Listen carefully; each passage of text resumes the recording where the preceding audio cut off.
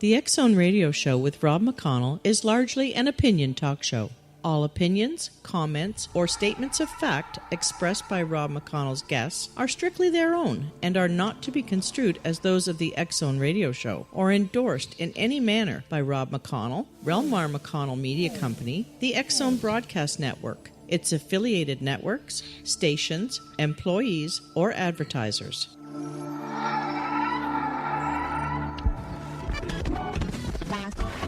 All Hit Radio.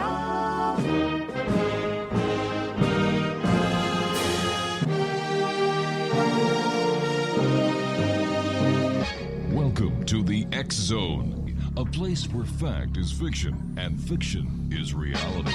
Now, here's your host, Rob McConnell.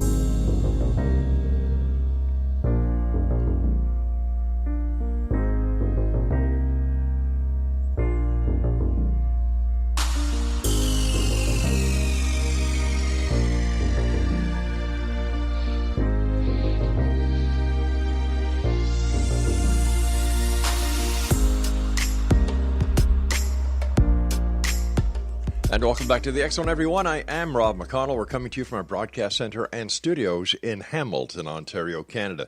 If you would like to send me an email, as you have been doing for the last 29 years, it's xzone at xzoneradiotv.com. That's xzone at xzoneradiotv.com.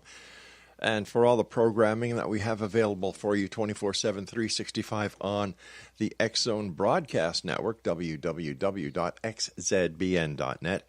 And to find out what is playing on the X Zone TV channel, all you need to do is go to www.simultv.com, and we are channel 20. X Zone Nation, my guest this hour is a gentleman I've had the pleasure of having on the show many times in the past. His name is Ralph Ellis. And Ralph has been researching the history of religion and the megalithic era for more than 40 years and has brought many lost tribes back to life. His 8 books on revisionary theology claim to have rediscovered and identified all of the Old and New Testament events and characters within real history, with most of that history being in past Egypt, however. Ralph's first book explored the hinges of Britain and pyramids of Egypt and came to some equally unique and compelling conclusion. Now, Ralph claims that the megalithic monuments encode astronomical and cartographical information within their designs, which not only demonstrate the ancients had a great deal of technical knowledge, but also provides us with a megalithic maps of Earth. However, the precise meaning and importance of those ancient maps is still unknown. For all the information that you will ever need on this very interesting and fascinating man, his website is edfu-books.uk. And Ralph, welcome back to the X Zone. Thanks very much for having me on again, Rob. Very nice to be here. It's always a pleasure having you on. You are a very interesting person. I think of the many times you've been on over the years, and it's like, wow, every time you're on, you bring something new and exciting, yet it's not part of anything new. It's how we perceive the way that that history actually happened. And I think one of the most interesting and mythical, if I can use that phrase, that you and I have talked about in the past is King Arthur. And apparently he was a real historical character. Yes, if you read the text critically, and actually, you have to look very deeply into the text to find out who he is, because superficially he does not exist, because he is missing from the historical record for 600 years. You know, he was supposed to be a 5th, 6th century character, right? And he's missed by all of the early authors like Gildas, Bede, Nennius. You know, he just does not exist in the early record. And then he suddenly pops up in 1135 with Geoffrey of Monmouth and Walter of Oxford, who suddenly produced the whole history of King Arthur. Now, how come he was missed all those years? Yeah, it's good, isn't it? And why don't modern authors actually point this out? You know, that the historical Arthur does not exist in the historical record for 600 years, and suddenly he comes along during the medieval period. as a fully fledged story and king and royal court and all of the story we know about King Arthur. Well, how different from the real Arthur is the Arthur this that new Arthur? Yeah. Yes, this new Arthur is quite different because we have the story by Monmouth and Oxford, which is the standard story we know. Mm-hmm. But then we have all of these new stories that were written just shortly after this period, including the Vulgate cycle, which tell us a very different story about King Arthur, one that is not actually highlighted by any of the films you see, in Hollywood or anything of that nature. And they say very heretical things. I mean, one of them says that, King Arthur was the most evil king ever born. That sort of gets things going a little bit. And then we have several of these manuscripts, mostly within the Vulgate cycle, but also within High History. And Vulgate cycle is this enormous great corpus of Arthurian history, about 3,500 pages worth in modern close typing. And that seems to say that the history was written by Josephus Flavius. Now, that's a problem because Josephus Flavius was a first century historian who wrote the whole history of Judea and the Near East. He is the companion, as it were, to the biblical story. He writes the same story as the biblical Gospels. Now, that's a problem, and people have looked at this, and venerable historians like William Neitz, who's the father of Arthurian research, really, back in the 19th century, said that, this is obviously a mistake, because Josephus Flavius cannot be writing about King Arthur, who's supposed to live in the 5th or 6th century. So we have this huge conundrums within this story that we think we know. And the other big conundrum we have is it's not a British story. It's not? No, it's quite funny. And again, this is not highlighted in any of the histories that you will normally read. The history we have from Monmouth and Oxford, that actually came out of northern France. It came out of Normandy. And it was translated into Welsh later, but it was written in Breton, and it was translated into Latin and then translated into Welsh much later. The other stories that come out are from Italy, from Greece, from Germany, from Holland, from Scandinavia. They come from all over Europe, these stories of their Arthur, sometimes reworked into local history, but he's definitely a King Arthur person. So we have things like Roman and Fergus, which is the Scottish version. We have Florent and Floret, who's the Italian version. He's buried in Mount Etna somewhere, apparently. So this is not really a British story. The first sculpture we have of King Arthur is on the doors of Modena Cathedral in Italy, and that's from the 12th century. We don't get a British story of King Arthur until we get down to Thomas Mallory, I suppose, and his Morte d'Arthur, which is a very late manuscript.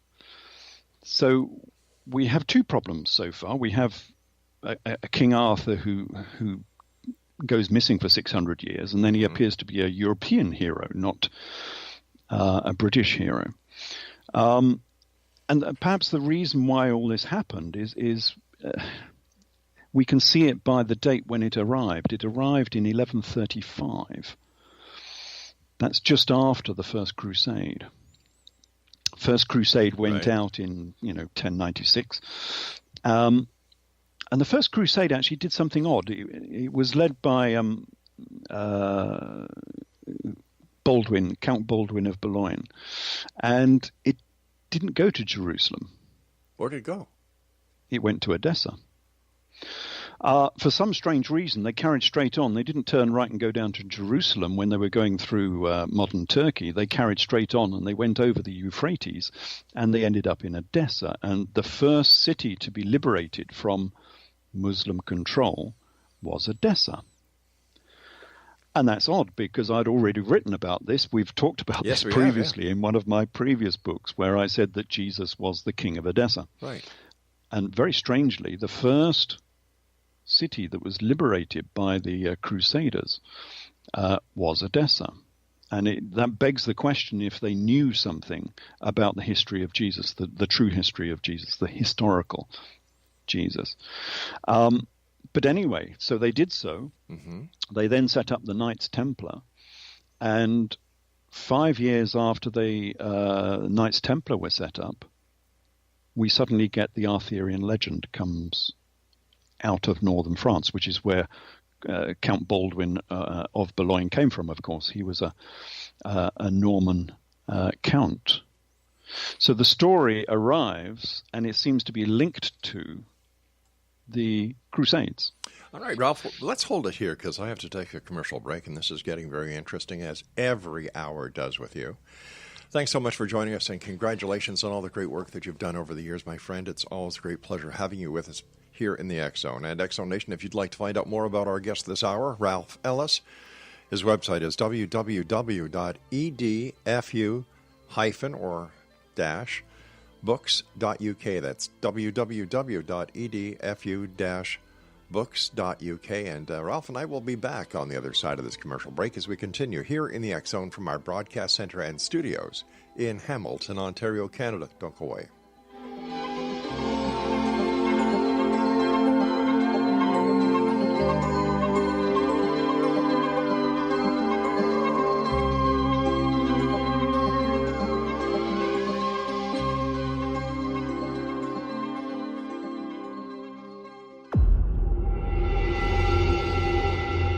Whether you're a skeptic or a believer, join me, Rob McConnell, as together we'll investigate the world of the paranormal and the science of parapsychology here on the X Zone Radio TV show on XZBN and the X Zone TV channel on Simul TV. Since 1990, the X Zone Radio TV show has been the place where people dare to believe and dare to be heard. Together, we'll investigate UFOs, aliens, ghosts, Bigfoot, psychic phenomenon, lake monsters, conspiracy theories, government cover-ups, the truth embargo, alien abductions, ESP, haunted locations from around the world, and so much more. With over 28 years of broadcasting and more than 4,500 individual guests, the X Zone is truly a place where fact is fiction and fiction is reality, as evidenced by the credibility, integrity, and professionalism of the guests that we bring to our international audience. If you have seen a UFO, had a close encounter, seen a ghost, Bigfoot, lake monster, or a story that you would like to share or have investigated, contact me, Rob McConnell, by sending me your email to xzone@xzoneradiotv.com, or you can call toll-free 1-800-610-7035, extension 143, and on Skype, X Zone Radio TV.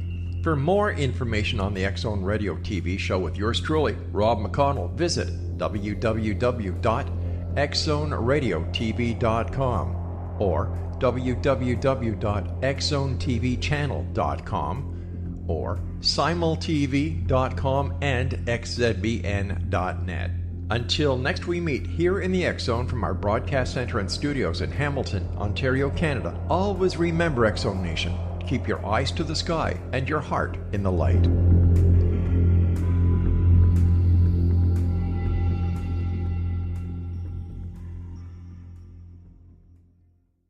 You have heard of the X Zone? Now watch it on Simul TV, plus 500 video games, live TV channels, free video on demand, worldwide, and more. Does this sound like tomorrow's television? Well, it is, but you can have it today, right now. It is Simul TV. Simul TV offers what the others only wish they could provide. 15 exclusive channels like X Zone, sci-fi, and horror. We are worldwide. No other provider offers that. 500 built-in video games. No need to have an extra expensive system. We have them included. Free video on demand. Live streaming events from around the world. Interactive online network and much more. Tomorrow's TV today. Simul TV. Sound too good to be true? Well, it's not. You can have Simul TV today. Sign up at simultv.com. Do it today.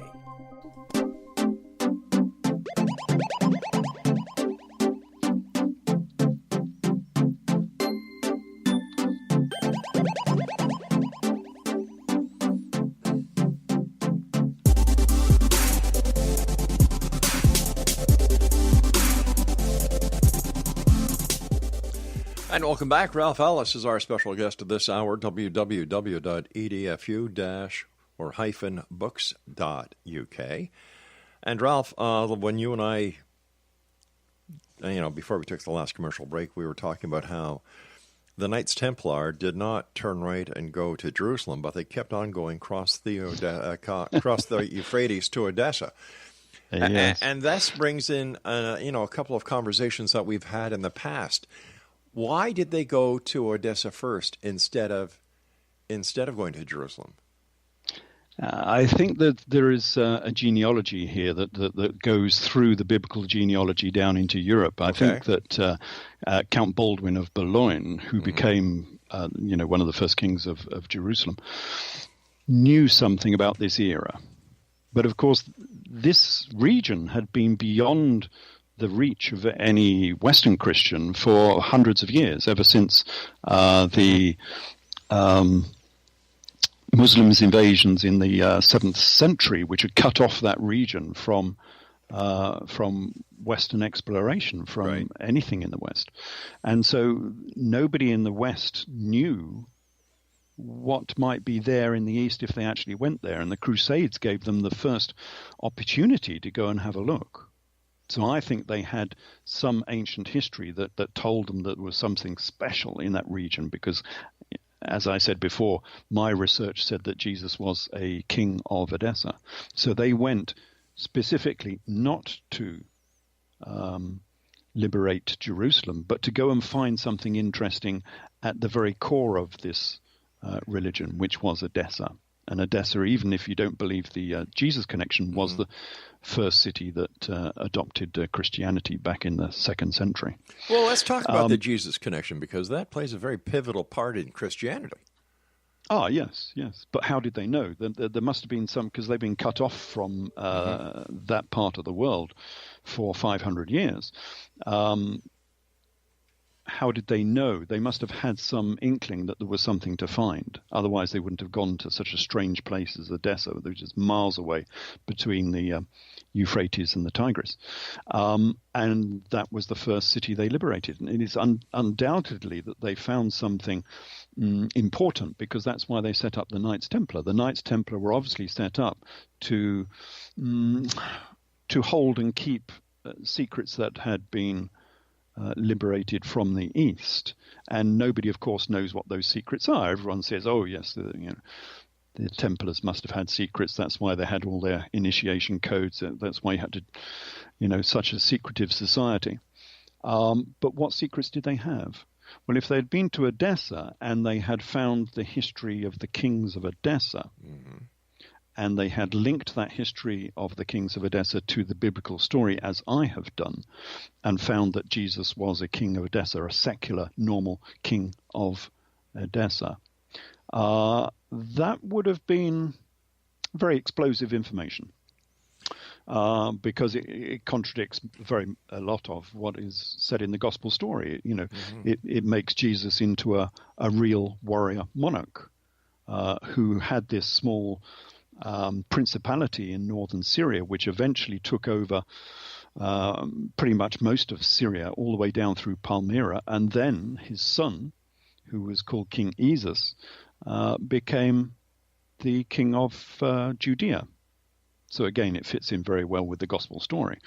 But however, that would be very heretical to the Catholic Church to have, Jesus as a secular king ruling over Edessa. Who has a slightly different history to how the gospel story portrays it. The gospel story is the same story, but covered in fairy dust, basically. Do you think that is the reason why the Hebrews do not include the New Testament in their belief system? Oh yes, because he was fighting against the Jews, Right. this particular king, King Jesus. He was trying to become the king of the Jews. He was actually said to be the king of the Jews. That was his formal title within the Gospels. But of course, initially he was just the king of the Nazarene Jews, which was a small sect of Judaism, and they were trying to take over the whole of Judea and the whole of Judaism, so he could become the king of the whole of Judea. And this was also linked into the Jewish revolt, so they were actually trying to not take over Syria and Judea, but they wanted him to become the emperor of Rome as well. So this was a huge tumultuous era within Roman Empire, where these Eastern monarchs tried to take over the Roman Empire and become the new emperors to control the whole of the known world, as it were.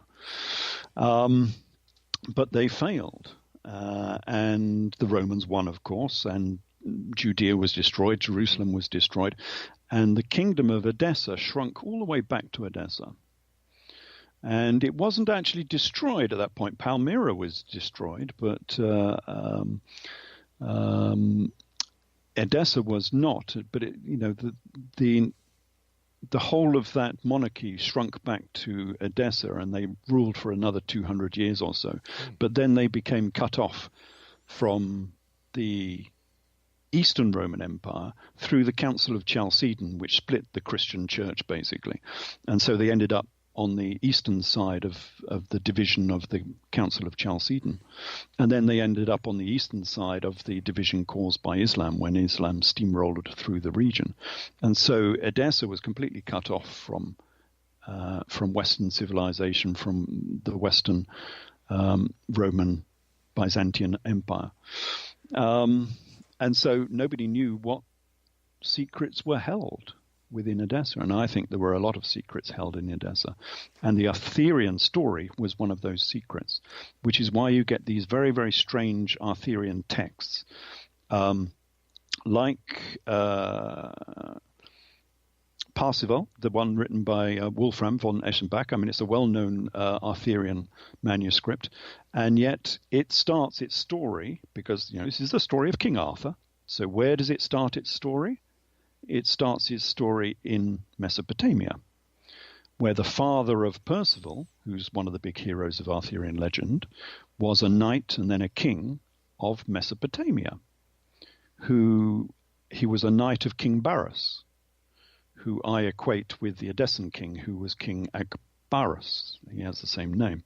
So we have these very strange manuscripts which don't exactly conform to what we think of, normal Arthurian legend. Most of the story within the Vulgate cycle, this huge great corpus of Arthurian legend, is about Joseph of Arimathea. Well, wasn't he, according to from what I remember talking to you in the past about, wasn't he the person who went to the Romans and had them take the body of Jesus Christ down and put in his into his according to crypt? the Gospels, Right. yes, of course. But according to Arthurian legend, Joseph of Arimathea was working for the Romans. He was the one who sold out Jesus to the Romans. And not Judas. Yeah, completely the opposite. Wow. Judas was innocent. He was framed. Yeah, Arthurian legend. I mean, this is hugely heretical. I'm surprised they got away with it, actually. For Arthurian legend to say that the baddie was Joseph of Arimathea, that he had been working for the Romans for 7 years, and he was the one who managed to get Jesus captured by the Romans. Well, if that is the case, Ralph, if my memory serves me correct, it is also believed that Joseph Arimathea brought Mary Magdalene and the Holy Grail to the British Isles. Yes. We have this whole story of Joseph of Arimathea coming to Britain, but there is a mistake there in the translation as well. Okay. And I identify all of these mistakes because they're sort of deliberate mistakes. I'm sure some people have seen this, because they say that they went to Galles, is what it says. And then it says that Sir Galahad became the king of Hosalis. And Galles and Hosalis are supposed to refer to Wales, that they went to Wales, obviously Britain.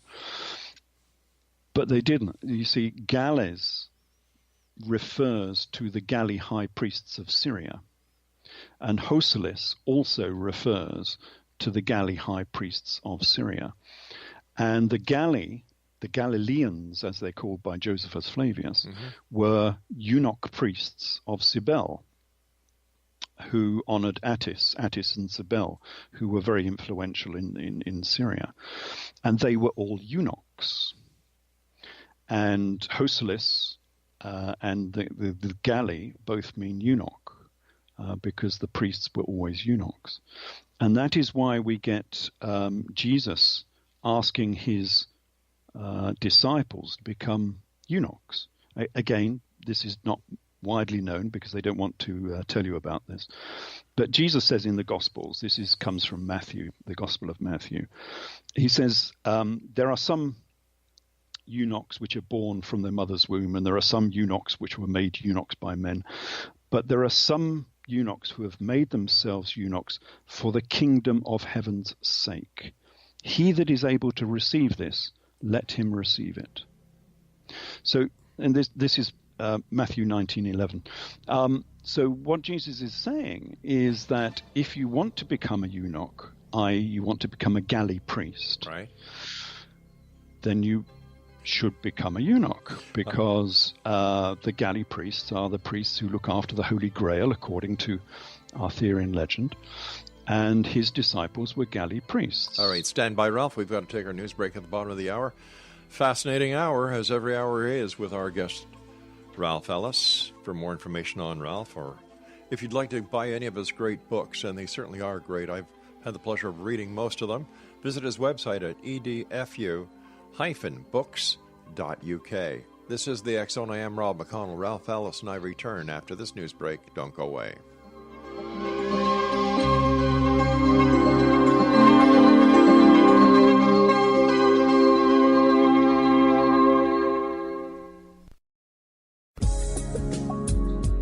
From our broadcast studios in Hamilton, Ontario, Canada, to the world and beyond, you're watching the X Zone Broadcast Network, www.xzbn.net.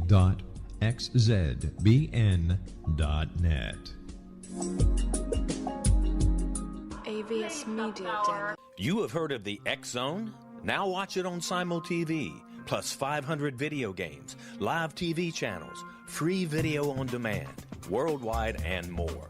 Does this sound like tomorrow's television? Well, it is, but you can have it today, right now. It is Simul TV. Simul TV offers what the others only wish they could provide. 15 exclusive channels like X-Zone, Sci-Fi, and Horror. We are worldwide. No other provider offers that. 500 built-in video games. No need to have an extra expensive system. We have them included. Free video on demand. Live streaming events from around the world. Interactive online network, and much more. Tomorrow's TV today. Simul TV. Sound too good to be true? Well, it's not. You can have Simul TV today. Sign up at simultv.com. Do it today.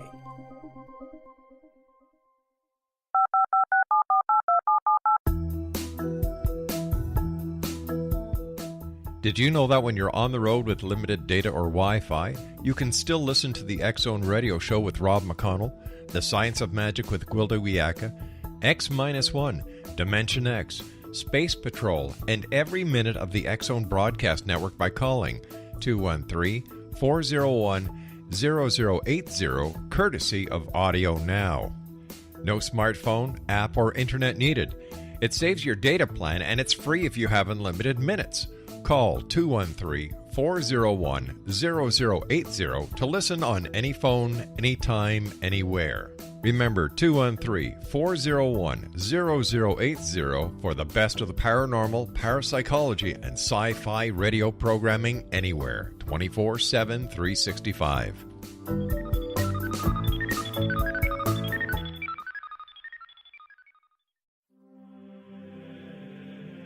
Rob McConnell here, presenting an overview for Nicholas Paul Jennings, author of a fascinating book, Amen.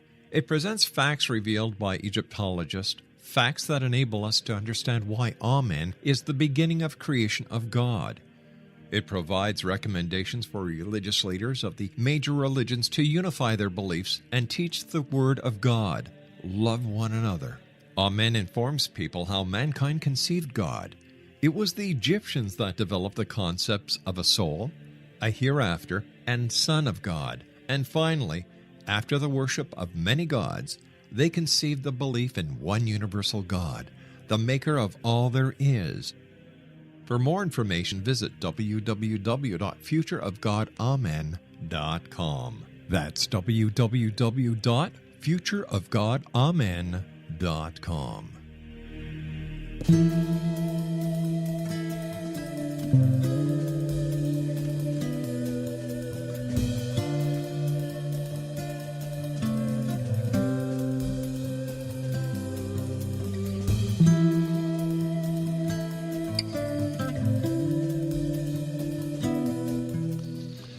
Welcome back, Exo Nation. Ralph Ellis is our special guest this hour. www.edfu-books.uk is his website. And Ralph, you've got me a little it's all confusing, isn't it? Well, it is, but when you start having had the pleasure of talking to you in the past, the pieces are starting to fall into place. Yes. And and I agree with you. This certainly would get those believers to shake their head and go after you and say no, you're wrong. But it makes sense. But let me ask you this then: the Holy Land, is the Holy Land Israel, or is the Holy Land actually Syria?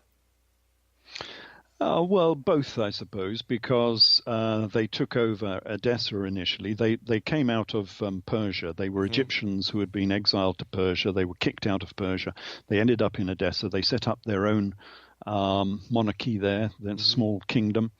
They took over most of northern Syria, all the way down to Palmyra. Palmyra was a big city of the this Edessan monarchy.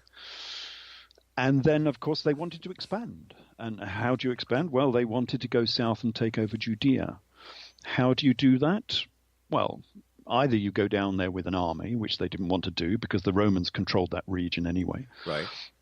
Or you send your sons down as princes of Judaism, because the princes of Edessa were Jews. They were Nazarene Jews. With pots of money. And you sell yourself as the savior of the region. So, for instance, in AD 47, they saved Judea from famine by putting a lot of money down into Judea. So they were the saviors of Judea. On the back of that, they then set up the largest palace in Jerusalem and the largest tomb in Jerusalem, and they bought all of the furniture for the Temple of Jerusalem. So that magnificent great gold menorah that the Romans stole eventually in AD 70, that was given by the Edessan monarchy to the Temple of Jerusalem.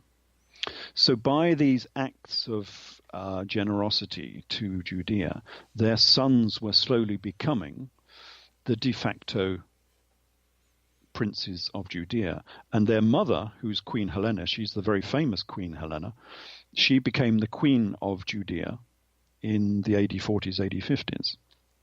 Again, that's not really highlighted very much because they don't want you to know that Judea was run by a queen in that era.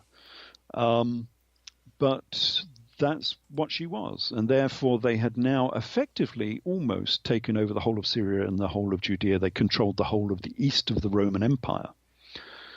And of course, once you start doing that, then you start rubbing shoulders with the Romans, and the Romans were not exactly entirely happy about this. So what the Romans started doing is they started taxing them. But they had been promised by Emperor Augustus way back in AD 10 or something that they would have the lands of Edessa tax-free. Because what the Romans wanted was a buffer state between Rome and Parthia, their great enemy of Parthia, which is, Mesopotamia. They wanted a buffer state in between the two. So they said, okay, you protect that borderland and you can be tax-free. Well, once the Edessans started taking over the rest of Syria and the rest of Judea, the Romans wanted to tax them. And that's why the gospel story is all about a tax revolt. Everything in the gospel story is about taxes.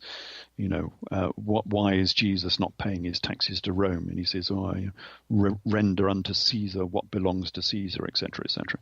It's all part of a tax dispute. But I'm trying to put the timeline as Christians believe it to the timeline that you're talking about. And yes. Something doesn't make sense here, because if that was the case of the taxation, and is Christ one of the kings that came down, or one of the princes? King Jesus, yes. Okay, so he was already born when Rome started this taxation period. Yeah, well spotted there. Well spotted. We have what I call the chronological chasm, which pervades the whole of this exploration of both the gospel story and the Arthurian story. And because the Arthurian story is the same story, that chronological chasm occurs in Arthurian history as well. So they end up with a problem. What they did is the story was AD 70s, but the Christians and the Romans didn't want this character associated with the Jewish revolt, which was AD 70. And so they moved his history back to the AD 30s. Convenient. Yeah, so he's no longer a great player in this, Jewish revolt. He's just a minor carpenter, back in the AD 30s. That's why nobody knows about him, etc. That's why you can't find him in the historical record. And that was perfect. That worked well. However, anything attached to the Jesus story now has this enormous, great 40-year chronological chasm between the two histories. And how do you overcome that? Well, Arthurian legend is marvelous because, as I said, much of Arthurian legend is about Joseph of Arimathea. Yes. And he was the guy who took Jesus down from the cross. Okay, so that's AD 30s. But Joseph of Arimathea worked for Emperor Vespasian. And he was a chief knight of Emperor Vespasian, which is why I link him with Josephus Flavius. So Joseph Arimathea wasn't a merchant; he was a knight. According to Arthurian legend, yes. Right. Okay. But how can he be, in the AD 70s, working for Emperor Vespasian? So what they do is after the crucifixion of Jesus, Joseph of Arimathea is captured and he's put in prison. And he goes to sleep for 3 days in the prison, and he wakes up 3 days later by Vespasian, who wakes him up, and suddenly he realizes that 40 years have gone by, and he doesn't realize it. So are we looking at the resurrection, the 3 days of...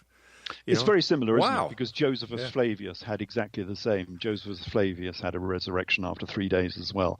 So did Joseph of Arimathea. So did Jesus. It's part of the same story. But that's how they get over this 40-year gap. So they make Joseph of Arimathea go to sleep for 3 days, and he wakes up 40 years later, and now he can be working for Emperor Vespasian. Sounds like, what was that? Johnny Appleseed went to sleep, woke up 40 years later.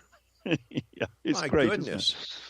And remember, this is still part of Arthurian legend. This is all part of the Vulgate cycle. This is the story of Joseph of Arimathea. But it continually confuses the two eras. And so you never quite know what era you are in. For instance, one of the main characters owned the donkey that was owned by Joseph of Arimathea. So one of the guys who was the father or the uncle of King Arthur owned the donkey that was owned by Joseph of Arimathea. So this is like a 500-year-old donkey sort of thing. And that happens all the way through the story. You find that Percival was the nephew of Joseph of Arimathea. But that means that Percival was a first century character. Again, we keep muddling the first century and the Arthurian history all the way through the Vulgate cycle. And as I said before, the Vulgate cycle clearly says that the history of King Arthur was written by what it calls Josephus the Good Scribe. And Joseph the good scribe is the son of Joseph of Arimathea. And Joseph the good scribe is also Joseph the good knight, who was a witness to Scripture and who wrote about the Scriptures and wrote Arthurian history. All right.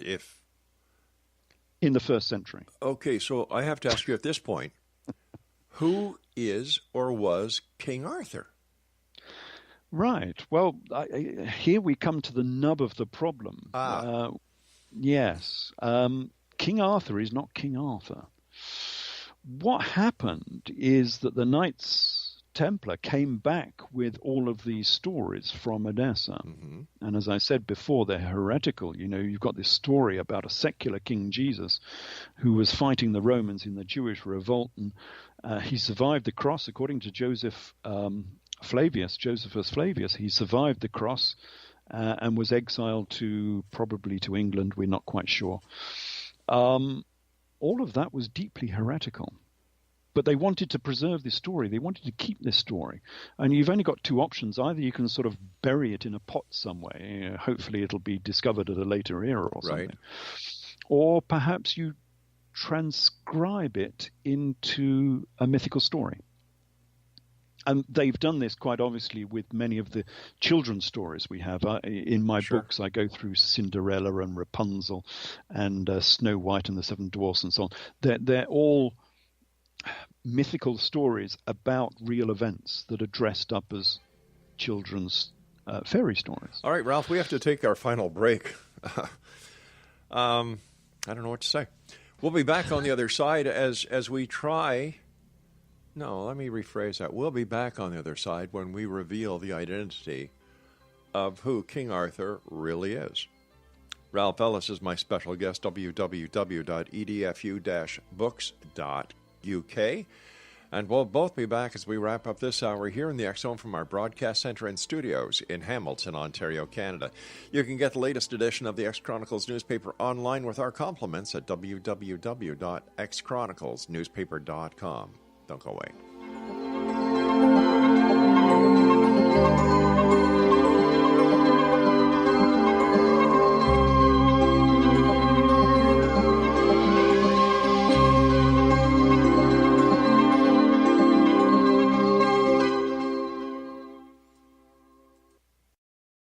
You have heard of the X Zone?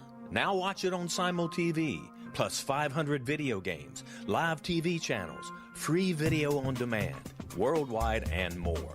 Does this sound like tomorrow's television? Well, it is, but you can have it today, right now. It is Simul TV. Simul TV offers what the others only wish they could provide. 15 exclusive channels like X Zone, Sci-Fi, and Horror. We are worldwide. No other provider offers that. 500 built-in video games. No need to have an extra expensive system. We have them included. Free video on demand. Live streaming events from around the world. Interactive online network, and much more.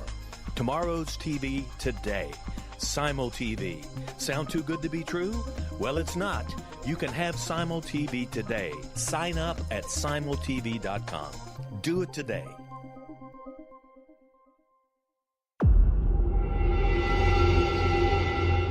Whether you're a skeptic or a believer, join me, Rob McConnell, as together we'll investigate the world of the paranormal and the science of parapsychology here on the X Zone Radio TV show on XZBN and the X Zone TV channel on Simul TV. Since 1990, the X Zone Radio TV show has been the place where people dare to believe and dare to be heard. Together, we'll investigate UFOs, aliens, ghosts, Bigfoot, psychic phenomena, lake monsters, conspiracy theories, government cover-ups, the truth embargo, alien abductions, ESP, haunted locations from around the world, and so much more. With over 28 years of broadcasting and more than 4,500 individual guests, the X Zone is truly a place where fact is fiction and fiction is reality, as evidenced by the credibility, integrity, and professionalism of the guests that we bring to our international audience.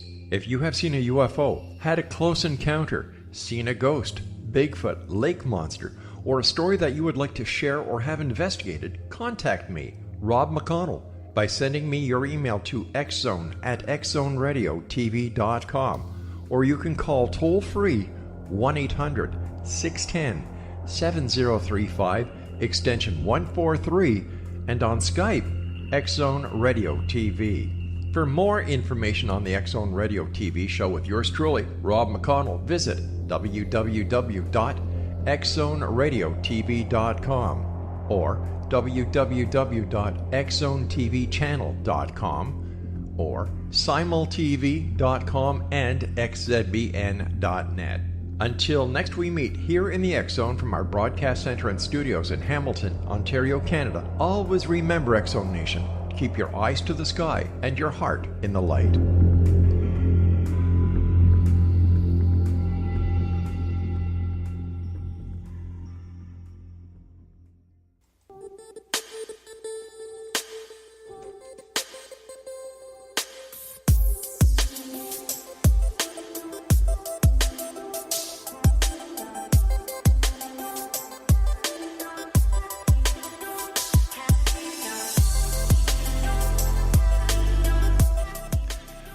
Ralph Ellis is our special guest, X-Zone Nation, www.edfu-books.uk. And always, Ralph, great having you with us. I love that you're out there getting the truth and bringing it to the people. And, you know, I still scratch my head every time I hear about Christopher Columbus discovering the Americas, which we all know he never did. But yet, academia seems to get stuck into that rut with that they don't want to admit that they were wrong. And, yes, you know, and thank goodness for people like you and Michael Cremo and the other people who are willing to say, well, no, take a good look. Here is the truth. So thank you for what you do. But I have to ask you that all-important question. Who was King Arthur? Yeah, we sort of kept listeners holding there for a while, didn't we? No, let's be honest. You kept me holding for a while. But yes, the answer is controversial. And as you were saying there about academia, mm-hmm. I've had as much anger about this from academia as I have from the religious side, because really?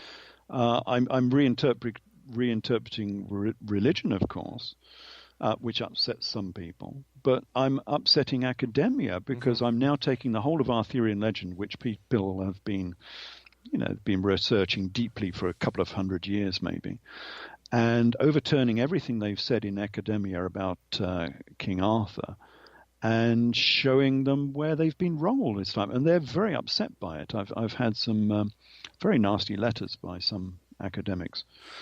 But, you know, the truth is fairly simple. We've got this mythological story right.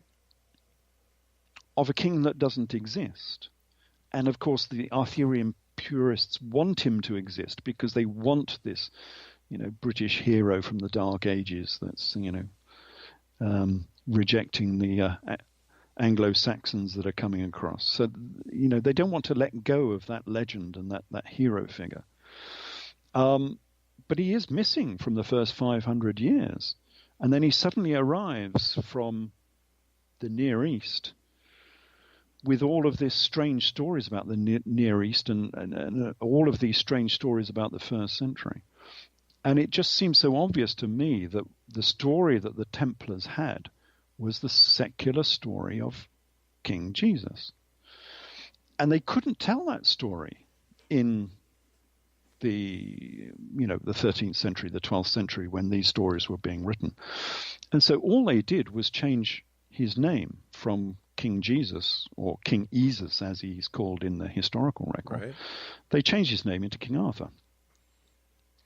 And all of the stories are virtually the same. And this is why we have this strange oddity in Arthurian legend where King Arthur is fighting against the Romans, because there were no Romans in the 6th century in Europe that Britain could be fighting against. There were no Romans. So wait a second here. Hold on. So are we saying that the 12 Knights of the Round Table were the 12 apostles? Yes, because within Arthurian legend, again, it's perfectly made perfectly clear in Merlin Grail by Walter de Boron, that the Round Table was a copy of the Last Supper table. Whoa. So the Last Supper table was a round table. Yes. So we have Jesus and the 12 disciples of the Round Table. And yet, when you look at the Last Supper by Da Vinci, it's not a round table. Yes. It's not a round table, but that's not what Arthurian legend says. So we have the Round Table of the Last Supper. Then we have the one made by Joseph of Arimathea, because he always likes to promote himself as being the new Jesus. So anyway, so we have this new table by Joseph of Arimathea. And then we have the Arthurian table of the 12 knights of the Round Table. So the 12 knights of the Round Table and the 12 disciples are one and the same. They are the same people. And you can go further than that, because the Round Table is not a table, it's a zodiac. The whole of this history of the Nazarene Church and the Edessan monarchy, it all surrounds the zodiac. The primary thing within Nazarene religion was the zodiac. Okay, so let me ask you, would that mean that Lady Guinevere was Mary Magdalene? Yes. Holy cow. The wise wizard, Merlin, he is God? Simon Magus, because Simon Magus was a wizard. He is a magician, a magus. So that is Merlin. All of the characters fit together, except one that I can't wrap my head around with yet. And I was doing so good, and then all of a sudden I came to one character, and I said, "Who's this character?" And that's God, the Father. Sorry, God. Yeah. Well, God is whoever you want it to be. Within Nazarene religion, it's an astronomical religion. Gotcha. And so it's based around the zodiac. So that the God within the Nazarene religion is the Aten, the Helios, the sun. And so if you go to the Sea of Galilee, if you go to Tiberias, just south by 4 kilometers, you come across Hamat Tiberia, where we have one of the greatest of the ancient zodiacs. And it was a Nazarene. It was a Jewish zodiac. It's got all of the accoutrements of Judaism on the top of it, including the Temple of Jerusalem. So every early Jewish temple had a zodiac on the floor, and they found about 5 or 6 of these already within Judea and within Jordan. So the central element we know within Judaism, within Nazarene Judaism, was the zodiac. And so the 12 knights of the Round Table are the 12 constellations of the zodiac. And similarly with the disciples are the 12 constellations of the zodiac. And that is the essence of Arthurian legend. And that's why when you go through the Vulgate cycle, most of the proper names are all Aramaic. So you get these people like some of these academics I've been arguing with, trying to translate everything out of Welsh and not succeeding very well. And of course they're not succeeding because most of the names are Aramaic. They are Hebrew. And it says that within the Vulgate cycle. It will say, it'll have this magical sword or something, and it says on the sword in the Aramaic language, in the Chaldean it calls it, and it has this inscription in the Chaldean. Let me ask you this now for a second here, pal, because time is going very fast, and I'm scribbling notes down here as fast as I can. If we're looking at the 12 apostles being the 12 knights who are actually the 12 signs of the zodiac, have I got you? Am I correct so far? Yes. Okay. Who wrote the first 4 Gospels of the New Testament? Does that mean the entire Bible is nothing but a great big storybook? It's a history book, because if you read it properly, it is real history, but only if you know it's talking about the Jewish revolt. And so the author of the Gospels, the author of 2 of them at least, was Josephus Flavius. He is the most copious author known to man, throughout history. Right. And it's been known for many, many decades, centuries, that the Gospel of Luke and Acts of the Apostles have the fingerprints of Josephus Flavius all over them. My goodness. And now we have this Arthurian legend, where Arthurian legend is itself saying that Arthurian legend was written by Josephus the good scribe, who is Josephus Flavius. So now he's writing the Gospels, and he's writing the same story, because Arthurian legend is the same story, about a secular king who's called King Arthur, who is King Jesus. So he's writing the same story, but one is a sort of spiritual story written for a particular audience, and then the second story is a secular story written for another audience, written for the Edessans, basically. Is it possible that was not discovered for another 1,000 years? Is it possible that this is the secret that the Knights Templar apparently had? Undoubtedly. And one more question: what about the Holy Grail? Where does that fit Grail. in? Oh, we could go on for 2 hours. I know about we the Holy can, Grail. and time is nearly up. You do this to me all the time. Yes. Yes, the Grail is a great part of Arthurian legend, and it's a great part of the Gospel story as well, because St. Peter was the holder of the Grail. Because Peter is not his name was Simon. But he got the title Peter Kephas, which means stone.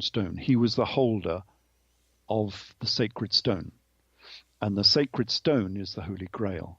But we will need another hour to go through the whole of the Holy Grail. How can we wrap this up in about 35 seconds?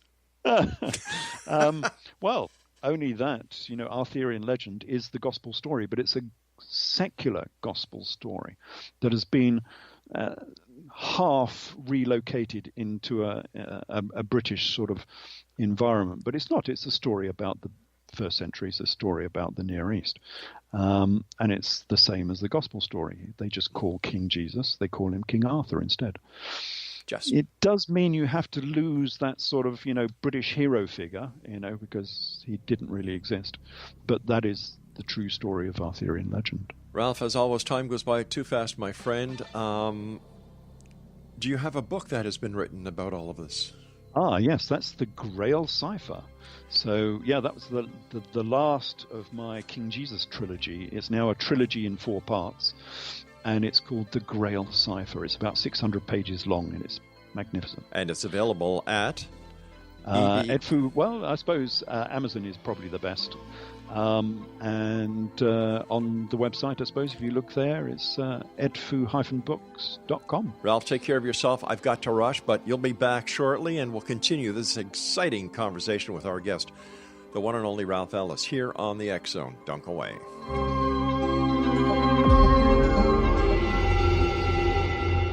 Whether you're a skeptic or a believer, join me, Rob McConnell, as together we'll investigate the world of the paranormal and the science of parapsychology here on the X Zone Radio TV show on XZBN and the X Zone TV channel on Simul TV.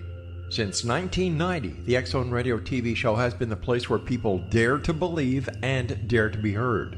Together, we'll investigate UFOs, aliens, ghosts, Bigfoot, psychic phenomenon, lake monsters, conspiracy theories, government cover-ups, the truth embargo, alien abductions, ESP, haunted locations from around the world, and so much more.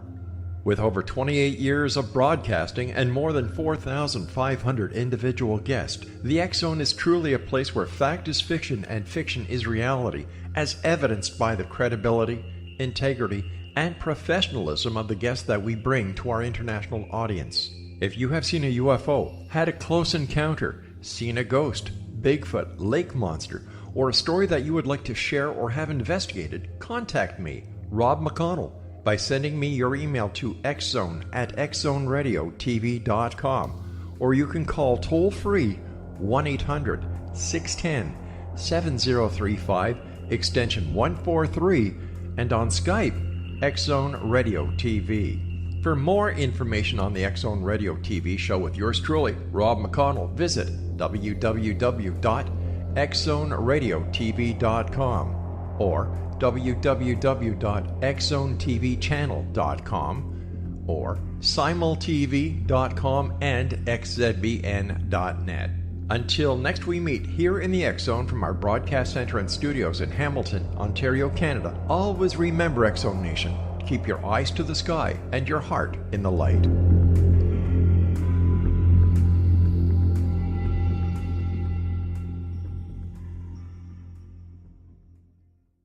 You have heard of the X Zone?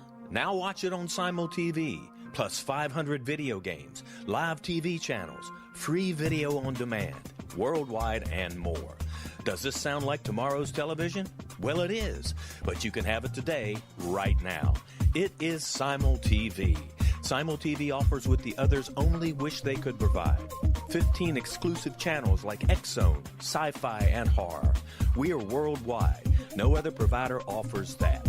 500 built-in video games. No need to have an extra expensive system.